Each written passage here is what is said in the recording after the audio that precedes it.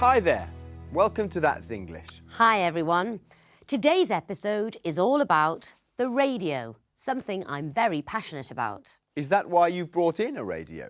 Yes, this is an old radio that belonged to my father.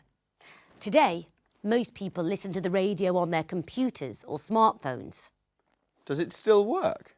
Oh yes, it can pick up a lot of radio stations, including public, national and local stations, and commercial radio stations too. Public broadcasting stations are run by the BBC, and everybody who has a television must pay a licence fee. In today's documentary, we're going to visit both a national radio station, BBC Radio 4, and a local commercial radio station in a town called St Albans. Watch carefully, because you will probably recognise a very famous radio star. You're also going to meet Nick, who works for a local radio station. As you watch, try and answer this question. How does Nick describe the information people get from local radio? For the second time in the lives of most of us, we are at war. This country is at war with Germany. Since regular radio broadcasts began in Britain in 1922, radio has informed the public about some of the most important events in the nation's history.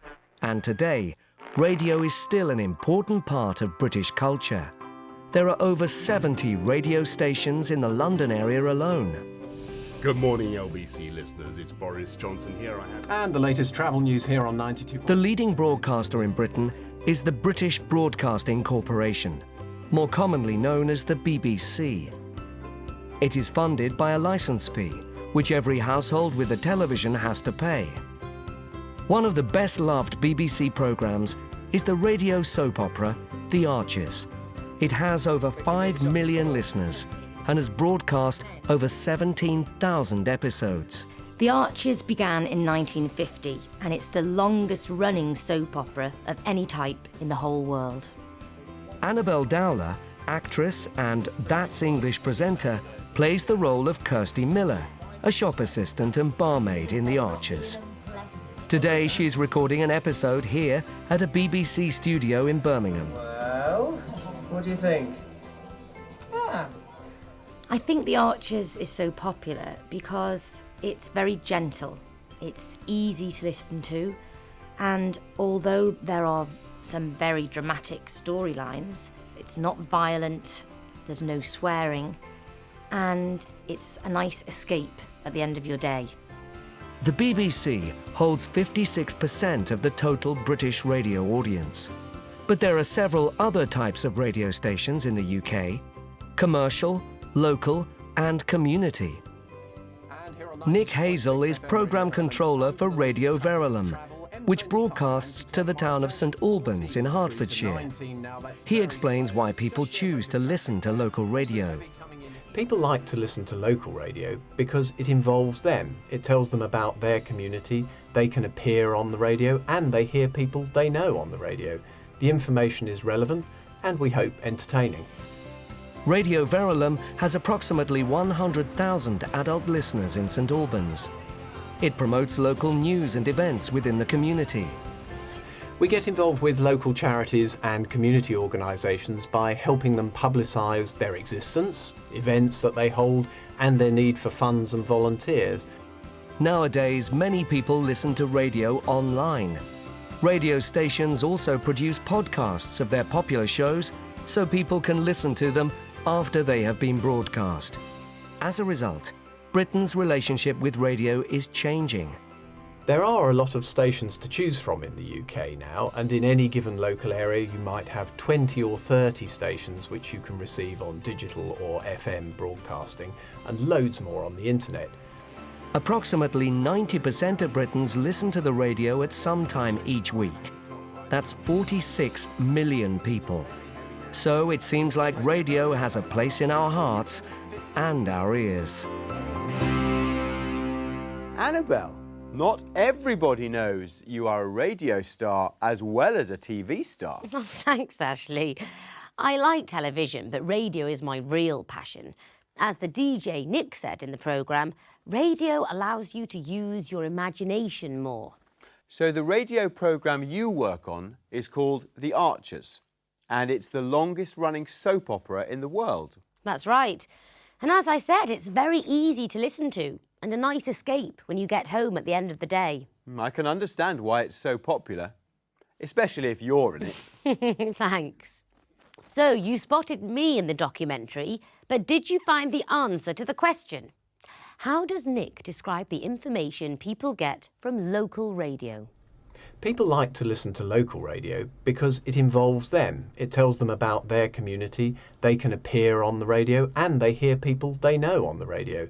The information is relevant and, we hope, entertaining. So the information is relevant and hopefully entertaining. What programmes do you like to listen to, Ashley? I listen to all sorts of programmes, like the news, sports shows, and talkback programmes, where you can phone in and give your opinion about a subject. But my favourite type of radio and TV is definitely comedy. How about you? I like soap operas, both on radio and TV. But my new favourite TV programme is a cooking show. A cooking show? Yes, it's great entertainment and you can learn a lot too. Let's find out which shows are popular in other countries. Here's what we asked our international friends. What types of TV or radio programmes are the most popular in your country? Sports are very popular, so round the clock there are games, and there are so many different types of sports in America, so it can literally play from the morning until the night.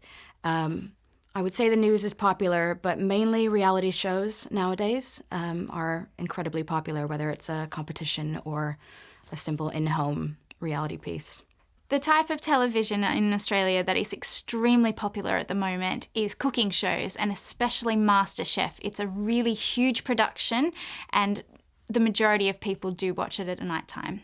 The most popular TV and radio shows that are popular in America, and I think it's a great thing, and most of them are comedy. I think in a time like this, especially with the economic crisis, we all need a laugh.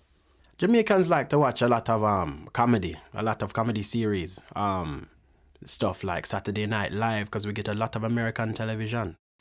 The most popular TV programmes in England currently, I would have to say, reality programmes and soaps. So I'm not the only one who enjoys cooking shows. The Australians like them too. And comedy shows are popular in the US and Jamaica. As the American guy says, we all need a laugh. We do. It's time to meet up with Nigel now in the final episode of That's Britain. Nigel ends his tour around the north of Britain in the English city of Bradford, where he visits the National Media Museum. The museum has a lot of interactive galleries or rooms, so visitors can get a true experience of media through the ages. And here's our question for you. What has revolutionised media in recent years? Let's watch.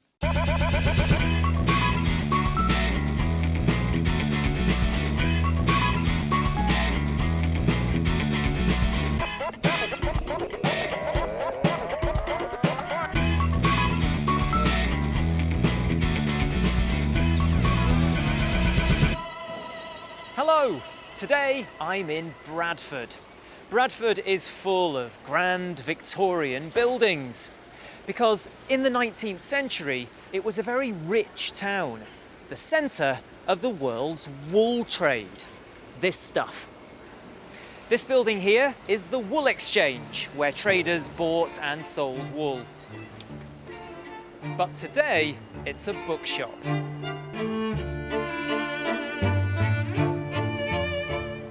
But Bradford isn't the wool capital of the world anymore. The city has reinvented itself in all sorts of exciting ways. One of its most important attractions is here, the National Media Museum. It has lots of interactive galleries focusing on photography, television, animation, video gaming, the internet, and the scientific principles behind light and colour. Let's take a look. I love this room. You can play all the classic games on their original machines, including Space Invaders. I'm here with Harry, Grace and Izzy. Guys, are you enjoying the museum today? Yes. Brilliant. Now, starting with Harry, what's the best thing you've seen or done here today? I love the games room because I could play Space Invaders like my dad used to do when he was younger. I like the bit through there where you can pretend to be a newsreader because it gives you the experience of being on TV. Wow, so you can play at being a real presenter. Yeah, and you can do weather presenting as well. Fantastic. Izzy? I like the magic room because it was really interactive and not boring like reading. Fantastic, thanks guys. Enjoy your day. Thank you. We will. I'm here with Colin, who works in the museum. Colin, what would you say are the most important recent innovations in media? Well, I've worked at the museum now for 25 years, and in that time I've seen the media, that's photography, film and television, totally transformed. The way we take and share still and moving images has been revolutionised, and the reason for that is the introduction of digital technology. This little TV studio is great fun. It shows how a technique called chroma keying works. We can film me here in front of this blue background and then digitally replace the blue with whatever scene we like. So it seems as though I'm somewhere completely different. I think I'd like to be, back in the time of the dinosaurs. Oh, look. Oh, actually, oh, it's a bit scary. I think I'll get out of here. And now back to the real world. I'm afraid that's all we've got time for. And we've come to the end of our tour around Scotland and the north of England. I hope you've enjoyed it. Bye. What an interesting museum. My favourite gallery would also be the games room. I was great at Space Invaders as a kid. I like the newsroom. You can pretend to read the news like a real TV presenter. Annabelle, you are a real TV presenter. Oh yes, I guess I am. Well, let's take another look at our question. What has revolutionised media in recent years? Well, I've worked at the museum now for 25 years, and in that time I've seen the media, that's photography, film and television, totally transformed. The way we take and share still and moving images has been revolutionised, and the reason for that is the introduction of digital technology. So the answer is that digital technology has revolutionised still and moving images. It certainly has. Well, that's the end of our programme and the end of this module. But do join us for our revision programme, where we'll look back over the past 10 units of Module 8. We hope you enjoyed the tour around Scotland and the north of England. Until next time, see you. Bye-bye for now.